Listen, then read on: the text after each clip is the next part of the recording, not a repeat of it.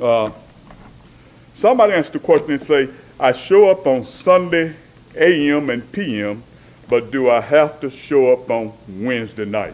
And that's the question. Well, you know what? It's good to show up Sunday morning. It's good to show up Sunday evening. And that's good.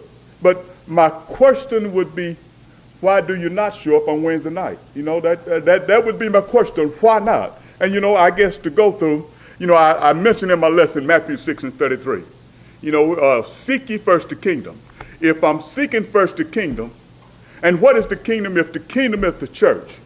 And if the kingdom is the church and I'm seeking the church first, then I'm going to put the church first, and I'm going to put all the things that the church put forth first. And if I put it first, why would I not be there on Wednesday night? You know, the Bible tells me to study. You know, 2 Timothy 2:15, we ought to study. And if I am supposed to study, and most Wednesday nights is a study of God's word, why would I not want to be there? Why would I not want to assemble with the saints that I may study and better understand the word of God, that I'll know what I should do or shouldn't do, so that I can study to see if I have God's approval? You know, if I never study the word of God, I will not know if I have God's approval. I will not know where I stand in the sight of God. I will not know what God think about me. I want to know what God think about me, so I'm going to study his word. Then I'll know if I have his approval. That way I'll know if I need to make necessary corrections. That's the only way that I'm going to know. No, the Bible also tells us, as I said in my lesson, it said redeem the time. There in Ephesians chapter 5, verse number 16.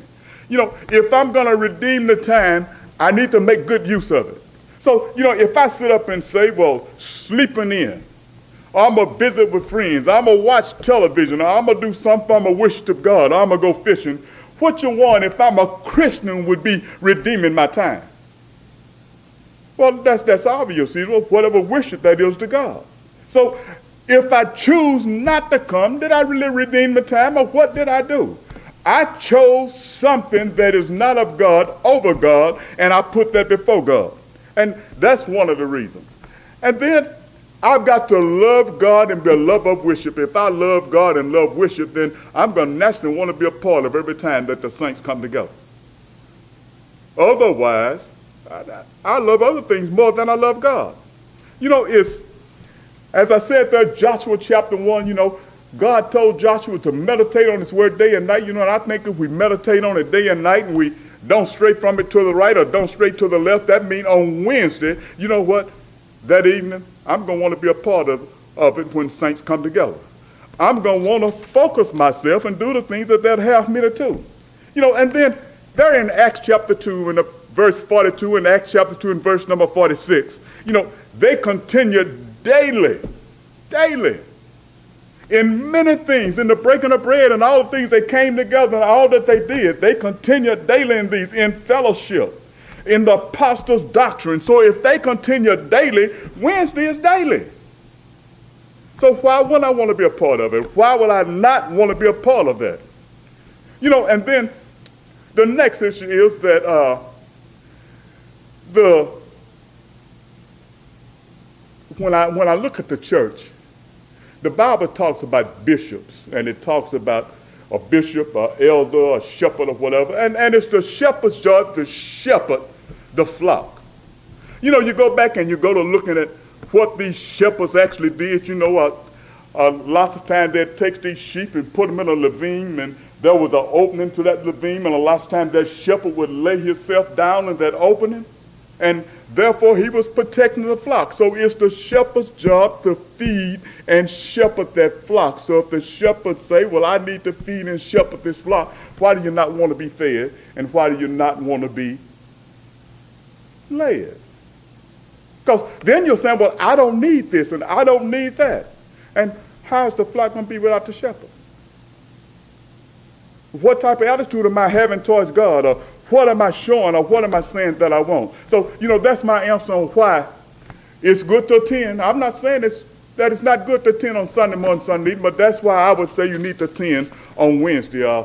Anybody got anything else?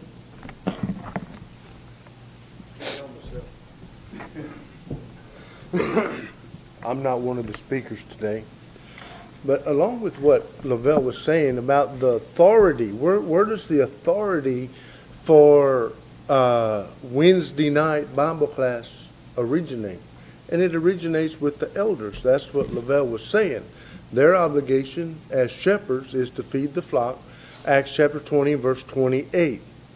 And if they decide that they're going to do that on Wednesday night, as the shepherds of this congregation, the congregation has obligations to submit to their authority and be there on Wednesday night. In Hebrews chapter 13 and verse 17, it says, "Obey them that have the rule over you, and submit yourselves, for they watch for your souls, as they that must give an account, that they may do it with joy and not with grief, for that is unprofitable for you." So the authority comes under the general principle of edification and instruction of the congregation. And if the elders choose to do that on Wednesday night, there is the authority in the area of expedience. The elders think that it's expedient to do it on Wednesday night, but the actual authority is in the idea that the elders shepherd or tend the flock, feed the flock. And so there's where we have the authority. And where we have the authority and the binding authority, we have obligation. So we are obligated to submit to the elders and be there on Wednesday night or Sunday morning for Bible class, or Sunday night for the second worship, or for lectureships, or for gospel meetings, or for vacation Bible school. So we're not limited on obligation just to the morning worship service, and Lavelle covered that.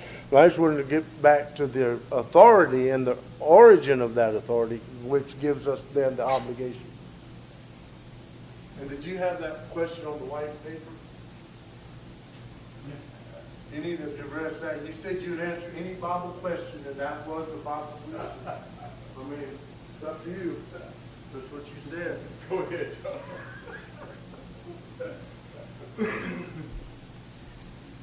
Before getting my question, I'll comment on Brother Bell's first question. I don't know what your second one is. If you look at Hebrews 10:25, when it says, "Not forsaking the assembling of yourselves together." And I heard someone argue one time that that is a Sunday morning assembling. Now, show me where it says Sunday morning anywhere. In fact, my dad was preaching to a congregation one time, and a member argued that Hebrews 10:25 teaches Sunday morning only, and she wasn't coming back on Sunday night because she didn't have to. Well, it was attitude of heart. That person had a problem anyway. A lot of problems, but that was a big problem. The attitude of heart didn't want to be there. When it says forsaking assembling, that's whenever there's an assembly of worship for the church. When the church is assembling to worship God, we're all required to be there. I made the illustration one time in preaching on that subject. What if I decided I just didn't want to show up one Sunday? Y'all still give me my check, but I'm going to stay at home and sleep because I didn't have a good night last night. What do y'all think you'd do? Yeah. I asked the congregation that, and one of the elders said, "We'd fire you." Well, that's right. Because part of my responsibility as a preacher is to be up here preaching, but what would be the difference in me just staying home and sleeping because I didn't want to come than anybody else? Or one of the elders, or the song leader. If you started following that type of principle, who'd be left to conduct the worship and who'd be left to worship? We have a responsibility to God to stand before God and worship. Remember, the people sitting in these pews are not the audience. We're looking out over the audience. No, the audience is God. We're the participants. And we're required to be here to participate when it comes to worship of God, of the assembly of the church, to worship God. We're here to glorify and honor Him. Now look at it and think about it this way. If you don't think Wednesday night's important because you don't want to glorify God, where's your heart? You got a bad heart or a heart problem to say, well, I don't have to worship God and glorify Him on Wednesday night. We should be doing that every day in our lives, but we have an opportunity to come before God in His presence and give Him public glory and honor as we worship Him. We're to do that. If the elders decided to meet every single night of the week, from now on, we'd be obligated to be here every single night of the week from now on, because that's the authority given to the elders to do that. Would elders do that? No. But during gospel meetings, I know they're shortened now. I remember when there were at least Sunday through Friday, or maybe even 2 weeks. I've seen 2-week tent meetings before, just in my lifetime. And I know that was pretty regular back in the 50s and 60s, that they might have those 2-week long meetings. Members would be there. You didn't have to ask her, you're required to be there, because they fill those tents up or they fill those buildings up. It's been a long time since I've been in a gospel meeting where the building was completely packed, but I've been in a few of them where they're packed with chairs down the middle aisle, the side aisle, and the back, and the whole building was full. I wish we could get back to those days, but people are not interested anymore because we're in that me time generation that I want what I want, not what God or anybody else wants. And so, again, it gets back to a heart problem. Well, getting into mine, the question was asked, if giving is an act of worship, and we only give once a month, is this right? Good question. First, let's go back to 1 Corinthians 16, verse 2. Upon the first day of the week, literally that means upon the first day of every week, let every one of you, all of you, lay by him a store as God has prospered him, that there be no gatherings when I come. And before I get into the verse, going back to reference what I said about a doctrinal congregation, he wasn't the only one, he was just the one that came to mind. There were others who did that as well, not particularly in that congregation, but I've known of teachers or other state workers that got paid once a month. And the reason was I get paid, and while I've got the money in my bank account, I'm giving all of it right now for the whole month, because that's when they were prospered. And if you look, it does say upon the first day of every week. But notice it is that phrase, as God has prospered him. And you can't discount that phrase. Now, I know there are different ideas on what that phrase means, but some are prospered once a month. Now, I'm not going to be dogmatic about it because, and I said when I was paid once a month, I gave every week. Consciously, I couldn't do it once a month.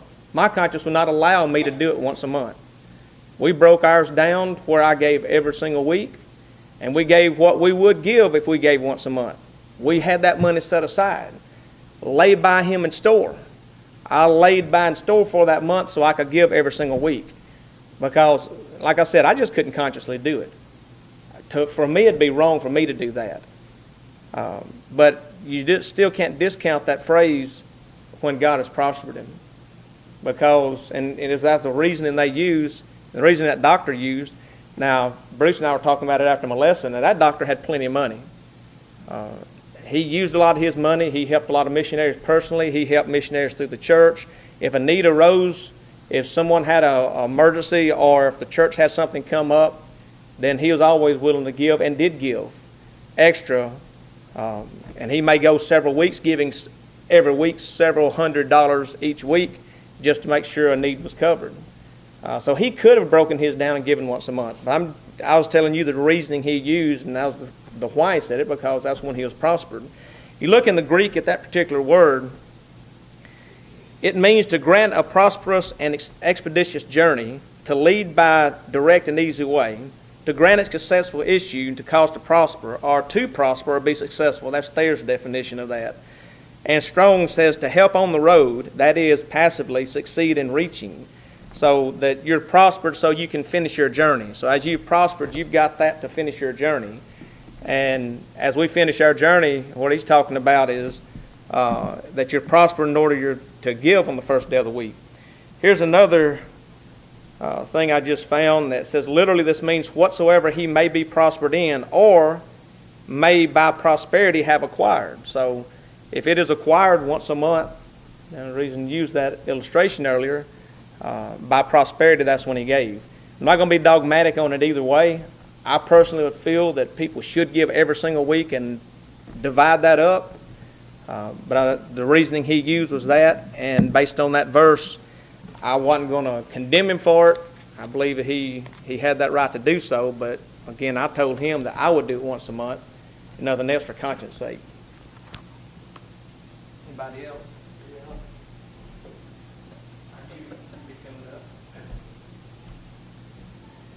1 Corinthians 16, 1 and 2 says, this is the way you do it all the time. That's general. 2 Corinthians 8, 9 selects the Macedonians and says, they gave beyond their power. What? They gave beyond as they were prospered, more than Paul even thought. You have two things. You have the regular giving, which is as you've been prospered. You got giving beyond as you've been prospered.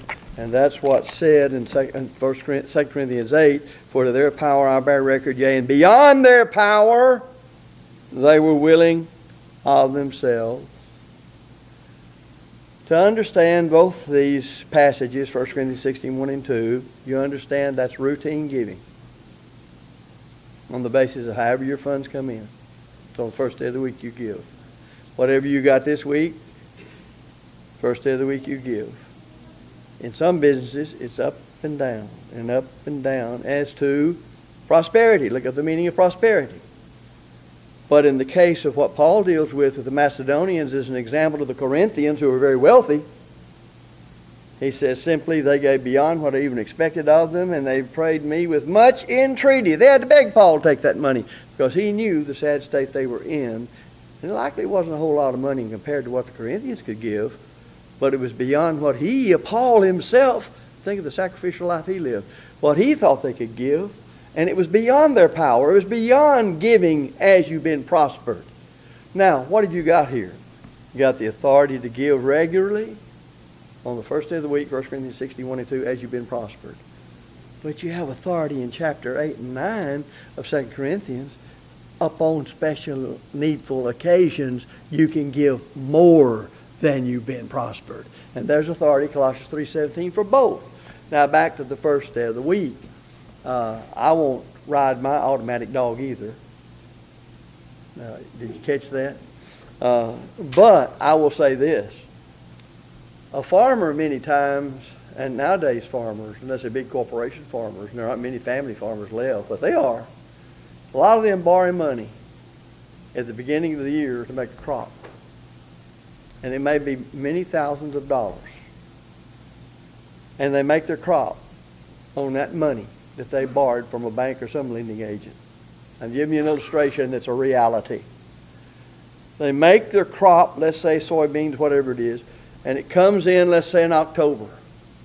They've got to make enough money out of that crop to pay the loan back with interest, to have money for them to get through the winter. And if you follow the principle of Mark 6:33, guess what? After the bank's paid back with interest, they're going to give their money to the church. Now let's say that comes in the middle of the week in October. They're going to give what they've been prospered as soon as the first day of the week shows up. How do I know that? Well, if they're faithful, they're going to do what the Bible said. And he's very specific. Not a generic statement, specific statement. So he gives it. Now, I do have a problem, John, with the idea that I'm going to divide my money up and give it out over a period of time. Now, here's why I've got a problem with it. I've got, let's say, X amount of dollars divided up to where I can give $100 a week for a period of 20 weeks. I give 5 weeks and I drop dead. Now what? Has the Lord got what His due? I don't think so. But if I'll give on the first day of every week, as I've been prospered, then I will. Now, you say, well, what about example? Fine, I'll give a little more for the example, but I'll still give as I've been prospered on the first day of the week. When I go to visit a congregation, my contribution as I've been prospered is back at home. But I'm going to give something to that congregation where I am, if nothing else, just for the padded pew and the air conditioning and that they were there and I was able to be with them. That's all a part of giving too. So I would recommend, in view of the explicit, plain language of 1 Corinthians 16:2, as you've been prospered, that next Sunday you give it. Whether it's $50 or $500 or $1,000 or whatever it is. Now, to set a good example, you got other authority for that. Then I'd have some extra money that I would give. It's all left in there. It's like Paul, or rather Peter, told Ananias and Sapphira, while it was your own, was not in your own power. So however much you would, it's really not disagreeing with you, but it's however much you would work it out. You can give as you've been prospered, like 1 Corinthians 16:1 and 2 said, on the basis of the prosperity of that week before the upcoming first day of the week when you give it. You can give beyond your power. Beyond that, you can sacrificially give 2 Corinthians 8 and 9, I'm authorized to do it. They did it. It's an example for us. It guides us. It teaches us that I can hurt when I give if it's for a good cause. But it goes beyond that. Galatians 6:10 says, any day of the week as I have opportunity, I can use my money beyond all the other I've just described to help somebody personally. So all giving is not just reserved for 1 Corinthians 16, 1 and 2 guidance. It's also having to do with 2 Corinthians 8 and 9, and it also is covered by Galatians 6:10. If you find somebody this afternoon that needs money personally, Galatians 6:10 says, as you have opportunity, do good unto all men, especially in the household of faith, and you can take it out of your pocket and give it tomorrow. Now, don't do like some brethren and subtract it from what you give tomorrow. That's my brethren thinking. That's how they're generous in their thinking. If I can cut any way to help myself, then I'm going to cut the church. And that's exactly why some people in the church will never hear, well done, thou good and faithful servant, because they haven't been. And then back over here to this business of the Wednesday night thing. Listen, elders have authority. When they rule like qualified elders are and they call the church together, they're not going to call the church together where the church can't perform, each family can't perform its duties because you're meeting them to death. So they're going to take into consideration, John said, as to how much they call the church together. I never have known an eldership anywhere I've been or known of them that called the church together so much they couldn't take care of their home duties. Have you? But I've seen plenty of people want to take care of whatever they wanted to do and let the church fall in the baptistry. What it comes down to is we're going to do what we're going to do. Anything what the elders want us to do or what God said we're going to do. Don't you tell me I got to do what you said do because I'm not going to do it. That's what it comes down to. You just color it you want to, but that super bowl comes in handy sometimes. You may want to give John that white paper question. Because he can answer it just as well as you could. No, I thought you said you would. You said you'd answer any problem. Okay. We'll go ahead and answer it. I just don't want nobody to go away disappointed. Oh, boy. I take this one as a joke, but anyway. You probably would.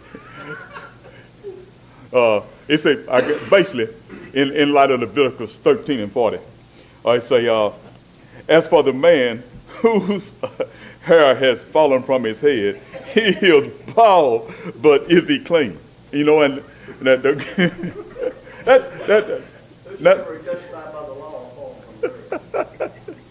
but you know, the question says, if you shave your head, are you really bald? You know, so I took this one as a joke, but you know, I guess the real question would be, what really happened or what's what? You know, and I guess that question would be, well, see, I can speak about me. I may not speak for nobody else because, you know, some folks just naturally shave and some folks shave because of, you know, their hair withdrew from them. and you know, and when my hair started to withdraw from me, I started shaving because, you know, I wasn't going to walk around being withdrawn from.